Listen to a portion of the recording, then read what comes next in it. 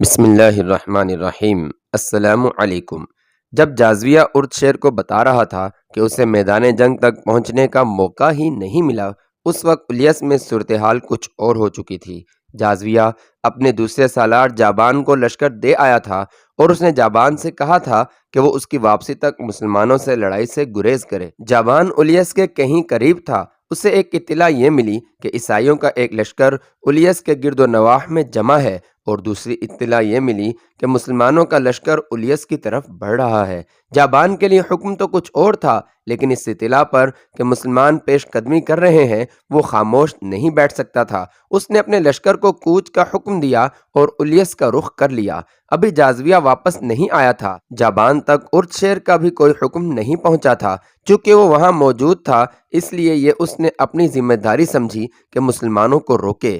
تاریخ میں بکر بن وائل کے ان عیسائیوں کی تعداد کا کوئی اشارہ نہیں ملتا جو الیس میں لڑنے کے لیے پہنچے تھے۔ ان کا سردار اور سالار اعلیٰ عبد الاسود عجلی تھا۔ وہ مدائن سے اپنے وفد کی واپسی کا انتظار کر رہے تھے۔ خالد رضی اللہ عنہ انتظار کرنے والے سالار نہیں تھے۔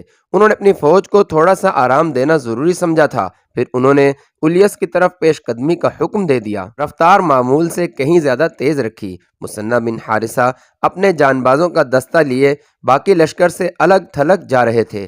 اللہ کے سپاہیوں، مثنہ نے راستے میں اپنے دستے سے کہا، یہ لڑائی تم اس طرح لڑو گے جس طرح ہم کسریٰ کی سرحدی چوکیاں تباہ کرنے کے لیے لڑتے رہے ہیں۔ چھاپا مار لڑائی، شب خون۔ تم ان لوگوں سے لڑنے جا رہے ہو جو تمہاری طرح لڑنا نہیں جانتے۔ انہیں تم جانتے ہو، وہ تمہارے ہی قبیلے کے لوگ ہیں۔ ہم انہیں بھگا بھگا کر لڑائیں گے۔ اس لیے میں نے تمہیں لشکر سے الگ کر لیا ہے، لیکن یہ خیال رکھنا کہ ہم اسی لشکر کے سالار کے ماتحت ہیں، اور یہ بھی خیال رکھنا کہ یہ مذہب کی جنگ ہے۔ دو باطل عقیدے تمہارے مقابلے میں ہیں۔ تمہیں ثابت کرنا ہے کہ خدا تمہارے ساتھ ہے۔ خدا کی قسم، یہی وہ لوگ ہیں جنہوں نے ہمارے خلاف ہمیشہ مخبری کی اور آتش پرستوں کے ہاتھوں ہمارے گھروں کو نظر آتش کرایا ہے۔ سواروں کا یہ دستہ پرجوش نعرے لگاتا رہا، لیکن مثنہ نے انہیں روک لیا اور کہا کہ خاموشی برقرار رکھنی ہے۔ دشمن کو اس وقت پتہ چلے کہ ہم آگے ہیں جب ہماری تلواریں انہیں کاٹ رہی ہوں۔ عیسائیوں کا لشکر الیس کے مقام پر پڑاؤ ڈالے ہوئے مدائن سے اپنے وفد کی واپسی کی انتظار کر رہا تھا۔ ہوشیار، دشمن آ رہا ہے! عیسائی لشکر کے سنتریوں نے واویلا بپا کر دیا۔ خبردار، ہوشیار، تیار ہو جاؤ! ہڑبونگ مچ گئی۔ ان کے سرداروں نے درختوں پر چڑھ کر دیکھا، ایک لشکر چلا آ رہا تھا۔ سرداروں نے درختوں کے اوپر سے ہی حکم دیا کہ تیر انداز اگلی صف میں آ جائیں۔ یہ لوگ چونکہ باقاعدہ فوجی نہیں تھے، اس لیے ان میں نظم و ضبط اور صبر و تحمل کی کمی تھی۔ وہ لوگ ہجوم کی صورت میں لڑنا جانتے تھے، پھر بھی انہوں نے صف بندی کر لی۔ آنے والا لشکر قریب آ رہا تھا۔ جب یہ لشکر اور قریب آیا تو سرداروں کو کچھ شک ہونے لگا۔ تب ایک سالار نے کہا کہ یہ لشکر مسلمانوں کا نہیں ہو سکتا، کیونکہ یہ اس طرف سے آ رہا ہے جس طرف بہمن جازویہ کا لشکر ہونا چاہیے تھا۔ سالار نے دو گھڑ سواروں کو یہ کہہ کر دوڑا دیا کہ جا کر دیکھو کہ یہ لشکر کس کا ہے۔ یہ دوست ہیں۔ ایک سوار نے پیچھے مڑ کر بلند آواز سے کہا، یہ فارس کی فوج ہے۔ یسوع مسیح کے پجاریوں! درخت سے سالار اعلیٰ نے چلا کر کہا، تمہاری مدد کے لیے مدائن سے فوج آ گئی ہے۔ عیسائی نعرے لگانے لگے، اور تھوڑی دیر بعد جابان کا لشکر عیسائیوں کے پڑاؤ میں آ گیا۔ جابان نے اس تمام لشکر کی کمان لے لی اور عیسائی سرداروں سے کہا کہ اب وہ اس کے حکم اور ہدایات کے پابند ہوں گے۔ جابان نے عیسائیوں کا حوصلہ بڑھانے کے لیے پرجوش تقریر کی، جس میں اس نے انہیں بتایا کہ اب انہیں پہلی 3 شکستوں کا انتقام لینا ہے، اور تم اپنی جوان عورتوں کو بھی ساتھ لائے ہو۔ جابان نے کہا، اگر تم ہار گئے تو یہ عورتیں مسلمانوں کا مال غنیمت ہوں گی، انہیں وہ لونڈیاں بنا کر لے جائیں گے۔ انہی کی خاطر اپنی جانیں لڑا دو۔ عیسائیوں کی صفوں میں جوش و خروش بڑھتا جا رہا تھا۔ وہ تو پہلے ہی انتقام کی آگ میں جل رہے تھے، اب اپنے ساتھ فارس کا ایک منظم لشکر دیکھ کر وہ اور زیادہ دلیر ہو گئے۔ مدینہ کی فوج کی پیش قدمی خاصی تیز تھی۔ مثنہ اپنے دستے کے ساتھ دائیں طرف کہیں آگے نکل گئے تھے۔ وہ سرسبز و شاداب علاقہ تھا، درختوں کی بہتات تھی، ہری جھاڑیاں اور اونچی گھاس بھی تھی۔ تھوڑی دور جا کر آدمی نظروں سے اوجھل ہو جاتا تھا۔ یہ وہ علاقہ تھا جہاں فارس کے بڑے بڑے افسر سیر و تفریح اور شکار وغیرہ کے لیے آیا کرتے تھے۔ الیس سے آگے ہیرا ایک شہر تھا جس کی اہمیت تجارتی اور فوجی لحاظ سے خاصی زیادہ تھی۔ آبادی کے لحاظ سے یہ عیسائیوں کا شہر تھا جو ہر لحاظ سے خوبصورت شہر تھا۔ اور یہ بھی ذہن میں رکھو، جابان نے لشکر کے سالاروں سے کہا تھا کہ آگے ہیرا ہے، تم جانتے ہو کہ ہیرا ہماری بادشاہی کا ہیرا ہے۔ اگر مسلمان اس شہر تک پہنچ گئے تو نہ صرف یہ کہ کسریٰ کا دل ٹوٹ جائے گا بلکہ فارس کے پورے لشکر کے حوصلے ٹوٹ جائیں گے۔ ہیرا مدائن سے زیادہ قیمتی ہے۔ سبزہ زار میں ایک گھڑ سوار جیسے تیرتا ہوا چلا آ رہا ہو۔ خالد اپنے لشکر کے وسط میں تھے۔ کسی اور کو اس سوار کی طرف بھیجنے کے بجائے انہوں نے اپنے گھوڑے کو ایڑ لگائی اور اس سوار کو راستے میں جا لیا۔ وہ مثنہ بن حارثہ کے دستے کا ایک سوار تھا۔ ابن حارثہ کا پیغام لایا ہوں، سوار نے خالد رضی اللہ عنہ سے کہا۔ الیس کے میدان میں آتش پرستوں کی فوج بھی آ گئی ہے۔ ابن حارثہ نے کہا ہے کہ سنبھل کر آگے آئیں، فوراً واپس جاؤ۔ خالد رضی اللہ عنہ نے سوار سے کہا، اور مثنہ سے کہو کہ اڑ کر مجھ تک پہنچے۔ مثنہ کا قاصد یوں غائب ہو گیا جیسے اسے زمین نے نگل لیا ہو۔ اس کے گھوڑے کی ٹاپ کچھ دیر تک سنائی دیتے رہے جو درختوں میں سے گزرتی ہوئی ہوا کی شاں شاں میں تحلیل ہو گئے۔ خالد رضی اللہ عنہ واپس اپنے لشکر میں آئے اور اپنے سالاروں کو بلا کر انہیں بتایا کہ صرف بکر بن وائل کے لوگ ہی نہیں بلکہ مدائن کا لشکر بھی ان کے ساتھ آ ملا ہے۔ انہوں نے اپنے سالاروں کو یہ بھی بتایا کہ مثنہ بن حارثہ آ رہا ہے۔ انہوں نے پہلے کی طرح سالار عاصم بن عمرو اور سالار عدی بن حاتم رضی اللہ عنہما کو دائیں اور بائیں پہلوؤں میں رکھا۔ زیادہ دیر نہیں گزری تھی کہ مثنہ یوں آن پہنچا جیسے وہ واقعی اڑ کر آیا ہو۔ ابن حارثہ، خالد رضی اللہ عنہ نے کہا، کیا تم نے اپنی آنکھوں سے فارس کے لشکر کو عیسائیوں کے ساتھ دیکھا ہے؟ مثنہ بن حارثہ نے صرف دیکھا ہی نہیں تھا بلکہ اس نے جان بازی کا مظاہرہ کر کے بہت کچھ معلوم کر لیا تھا۔ ہوا یوں کہ اس نے اپنے جاسوس آگے بھیج رکھے تھے۔ انہوں نے اسے اطلاع دی تھی کہ مدائن کی فوج عیسائیوں سے آ ملی ہے۔ مثنہ نے پوری معلومات حاصل کرنے کا ارادہ کر لیا۔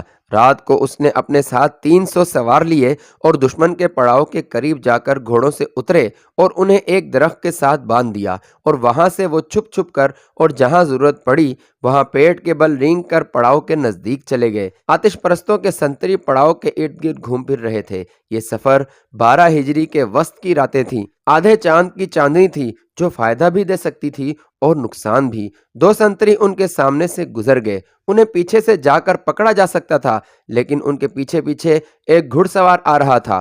اس نے اپنے سنتریوں کو آواز دے کر روک لیا اور ان کے پاس آ کر انہیں بیدار اور ہوشیار رہنے کو کہنے لگا۔ وہ کوئی کماندار معلوم ہوتا تھا۔ مسلمان رات کو تو حملہ نہیں کر سکتے، ایک سنتری نے کہا، پھر بھی ہم بیدار اور ہوشیار ہیں۔ تم سپاہی ہو، گھڑ سوار نے حکم کے لہجے میں کہا، اور جو ہم کماندار جانتے ہیں وہ تم نہیں جانتے۔ مسلمانوں کا کچھ پتہ نہیں وہ کس وقت کیا کر گزریں۔ انہیں عام قسم کا دشمن نہ سمجھو۔ اور تم نے مثنہ بن حارثہ کا نام نہیں سنا؟ کیا تم نہیں جانتے کہ کسریٰ نے مثنہ کے سر کی کتنی قیمت مقرر کر رکھی ہے؟ تم اگر اسے زندہ یا مردہ پکڑ لاؤ یا اس کا صرف سر پیش کر دو تو تم مالا مال ہو جاؤ گے، لیکن تم اسے پکڑ نہیں سکو گے۔ وہ جن ہے، کسی کو نظر نہیں آتا۔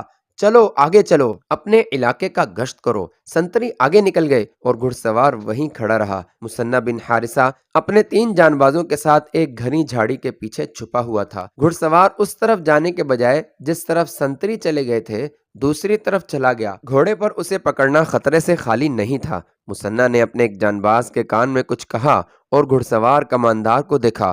وہ آہستہ آہستہ چلا جا رہا تھا۔ مثنہ قریب کے ایک درخت پر چڑھ گیا۔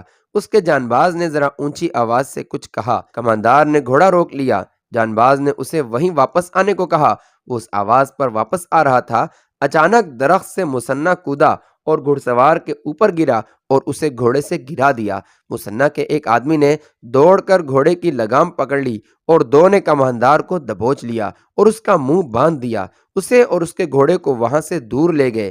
انہوں نے اپنے گھوڑے کھولے اور وہاں سے اتنے دور نکل گئے جہاں وہ چیختا چلاتا بھی تو اس کی آواز اس کے پڑاؤ تک نہ پہنچتی۔ پھر انہوں نے اس کا منہ کھولا اور کہا، زندہ رہنا چاہتے ہو تو بتاؤ کہ تمہاری فوج کہاں سے آئی ہے؟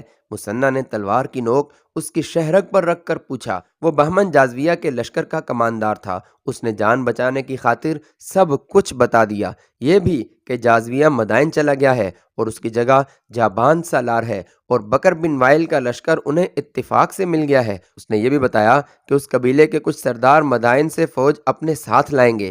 کیا تمہیں معلوم ہے کہ مدینے کی فوج کہاں ہے؟ مسنہ نے اس سے پوچھا۔ وہ بہت دور ہے، کماندار نے جواب دیا۔ ہم اس پر حملہ کرنے کے لیے جا رہے ہیں، شاید 2 روز بعد۔ جب اس سے ہر ایک بات معلوم ہو گئی تو اسے ہلاک کر کے لاش وہیں دفن کر دی گئی۔ سورج طلوع ہو چکا تھا جب مسنہ بن حارثہ خالد رضی اللہ عنہ کو یہ رودات سنا رہا تھا۔ تعداد کا اندازہ کیا ہے؟ خالد نے پوچھا۔ صحیح اندازہ مشکل ہے ابن ولید، مسنہ نے کہا۔ ہماری اور ان کی تعداد کا تناسب وہی ہے جو پہلے تھا، وہ ہم سے 4 گنا نہیں تو 3 گنا سے یقیناً زیادہ ہے۔ خالد رضی اللہ عنہ نے اپنی فوج کو روکا نہیں تاکہ وقت ضائع نہ ہو اور دشمن کو بے خبری میں جا لیں۔ انہوں نے چلتے چلتے اپنے سالاروں سے مشورے لیے، خود سوچا اور احکام دیے۔ ان عربوں کے متعلق آتش پرستوں کے سب سے زیادہ جرری اور تجربہ کار سالار اندرزغر نے کہا تھا کہ یہ لوگ صحرا کے رہنے والے ہیں اور صحرا میں ہی لڑ سکتے ہیں۔ اندرزغر نے یہ بھی کہا تھا کہ وہ انہیں دجلہ اور فرات کے اس علاقے میں لڑائے گا جس میں درخت، جھاڑیاں، گھاس اور کہیں کہیں دلدل ہے، لیکن اندرزغر کے خواب اسی سرسبز اور دلدلی علاقے میں ٹوٹ ٹوٹ کر بکھر گئے تھے۔ خدا کی قسم، تم اب دریاؤں اور جنگلوں میں بھی لڑ سکتے ہو، خالد رضی اللہ عنہ نے اپنے سالاروں سے کہا۔ اس زمین پر تم نے اتنے طاقتور دشمن کو 3 شکستیں دی ہیں۔ تم نے یہ بھی دیکھ لیا ہے کہ ہمارے دشمن کے لڑنے کا طور و طریقہ کیا ہے۔ مسنہ نے بتایا ہے کہ دشمن اگر اسی میدان میں ہو تو یہ ذہن میں رکھ لو کہ یہ میدان 2 دریاؤں یعنی دریا فرات اور دریا خصیف کے درمیان ہے۔ میدان ہموار ہے لیکن درختوں اور سبزے کی بہتات ہے۔ دوڑتے گھوڑوں پر تمہیں درختوں کا اور ان کی جھکی ہوئی ٹہنیوں کا خیال رکھنا ہوگا، ورنہ ان ٹہنیوں سے ٹکرا کر مارے جاؤ گے۔ میدان محدود بھی ہے، ہمیں دشمن کو کسی قسم کا دھوکہ دینے کا اور چالیں چلنے کا موقع نہیں مل سکے گا۔ ہمیں آمنے سامنے کا معرکہ لڑنا پڑے گا۔ ابن عمر اور ابن حاتم رضی اللہ عنہما پہلوؤں کے سالار ہوں گے، انہیں جب بھی اور جیسا بھی موقع ملا یہ اس کے مطابق نقل و حرکت کریں گے۔ اپنے کمانداروں کو یہ بتانا ضروری ہے کہ آمنے سامنے کی لڑائی میں جذبے کی شدت اور جسمانی پھرتی اور مضبوط حوصلے کی ضرورت ہوتی ہے۔ ابن حارثہ، تم ہمارے پابند ہو کر نہیں لڑو گے، تمہارے ساتھ پہلے طے ہو چکا ہے کہ تم اپنے انداز کا معرکہ لڑو گے، لیکن تم یہ احتیاط کرو گے کہ تمہارے سوار ہمارے راستے میں نہ آئیں۔ تم نے اپنے سواروں کو یہی تربیت دے رکھی ہے، انہیں اسی طرح استعمال کرو، لیکن اندھا دھند نہیں۔ نظم و ربط بہت ضروری ہے۔ ابن ولید، مسنہ بن حارثہ نے کہا، تجھ پر اللہ کی رحمت ہو، تو نے جیسے کہا ہے تجھے ویسا ہی نظر آئے گا۔ کیا تو مجھے اجازت دیتا ہے کہ میں اپنے دستے میں چلا جاؤں؟ میں تجھے اللہ کے سپرد کرتا ہوں حارثہ کے بیٹے۔ خالد رضی اللہ عنہ نے کہا، جا، میدان جنگ میں ملیں گے یا میدان محشر میں۔ مسنہ نے گھوڑے کو ایڑ لگائی اور پلک جھپکتے نظروں سے اوجھل ہو گیا۔ اس کے ساتھ اس آتش پرست کماندار کا گھوڑا بھی تھا جسے اس نے قتل کر دیا تھا۔ وہ یہ گھوڑا خالد رضی اللہ عنہ کے لشکر کو دے گیا تھا۔ اتنی تھوڑی تعداد میں اور اتنے محدود وسائل کے بھروسے مدینہ کے مجاہدین اس لشکر پر حملہ کرنے جا رہے تھے جس کی تعداد ان سے 3 گنا سے بھی زیادہ تھی، اور جس کے ہتھیار بھی بہتر تھے، اور جن کے سر لوہے کے خودوں سے اور چہرے لوہے کی زنجیروں سے ڈھکے ہوئے تھے۔ مجاہدین کے دلوں میں کوئی خوف نہ تھا، ذہنوں میں کوئی وہم اور وسوسہ نہ تھا۔ ان کے سامنے ایک پاک اور عظیم مقصد تھا۔ ان کی نگاہوں میں ان کے اللہ اور رسول صلی اللہ علیہ وسلم اور اپنے مذہب کی عظمت تھی، جس کے مقابلے میں ان کے نزدیک اپنی جانوں کی کوئی اہمیت نہ تھی، سوائے اس کے کہ ان کی جان اللہ کی دی ہوئی ہے اور اسے اللہ کی راہ میں قربان کرنا ہے۔ اپنی زندگی دے کر وہ اسلام کو زندہ رکھنے کا عہد کیے ہوئے تھے۔ وہ گھروں سے، اپنی بیویوں سے، اپنی ماؤں بہنوں اور بیٹیوں سے دور ہی دور ہٹتے جا رہے تھے۔ ان کے شب و روز خاک و خون میں گزر رہے تھے۔ زمین ان کا بچھونا تھی اور اوپر آسمان تھا۔ باطل کی چٹانوں سے ٹکرانا، کفر کے تلاطم کو چیرنا اور دشمنان دین کے عزائم کو کچلنا ان کی عبادت تھی۔ ان کی زبانوں پر اللہ کا نام تھا۔ وہ تلوار کا وار کرتے تھے تو اللہ کا نام لیتے تھے، اور تلواروں سے کٹ کر گرتے تھے تو بھی اللہ کا نام لیتے تھے۔ زخمی ہوتے تو اللہ کو پکارتے۔ لا ریب، ایمان کی پختگی اور جذبے کی دیوانگی ان کے ہتھیار تھے اور یہی ان کی ڈھال تھی۔ وہ اس وقت دشمن کے سامنے پہنچے جب دشمن کا دوپہر کا کھانا تیار ہو چکا تھا۔ ان کے سالار جابان کے حکم سے لشکر کے لیے خاص کھانا تیار کیا گیا تھا۔ مورخ طبری، ابن ہشام اور محمد حسین ہیکل لکھتے ہیں کہ فارس کی فوج کو سانڈوں کی طرح پالا جاتا تھا، سپاہیوں کو مرغن کھانے کھلائے جاتے تھے۔ فارس کے شہنشاہوں کا اصول بلکہ عقیدہ تھا کہ مضبوط اور مطمئن فوج ہی سلطنت اور تخت و تاج کی سلامتی کی ضامن ہوتی ہے۔ فارسی سالار جابان نے اس سے زیادہ مرغن اور پرتکلف کھانا تیار کرایا تھا جو فوج کو عام طور پر ملا کرتا تھا۔ اس کھانے کا ذکر تاریخوں میں بھی آیا ہے۔ بے شمار جانور ذبح کر دیے گئے تھے، گوشت کے علاوہ کئی چیزیں پکائی گئی تھیں۔ مورخوں نے لکھا ہے کہ جابان اپنے لشکر کی خاطر تواضع کر رہا تھا کہ سپاہی خلوص سے لڑیں گے اور اچھے سے اچھا کھانے کے لیے زندہ رہیں گے۔ کھانا چونکہ خاص تھا اس لیے اس کی تیاری میں معمول سے زیادہ وقت لگ گیا۔ دن کا پچھلا پہر شروع ہو چکا تھا جب کھانا تیار ہوا۔ لشکر بھوک سے بیتاب ہو رہا تھا۔ جب لشکر کو اطلاع دی گئی کہ کھانا تیار ہو گیا ہے اور لشکر کھانے کے لیے بیٹھ جائے، عین اس وقت گشتی سنتروں نے اطلاع دی کہ مسلمانوں کی فوج سر پر آ گئی ہے۔ خالد رضی اللہ عنہ اپنے اس مقصد میں کامیاب ہو گئے تھے کہ دشمن کو ان کی آمد کی خبر قبل از وقت نہ ہو۔ انہوں نے دشمن کو بے خبری میں جا لیا تھا۔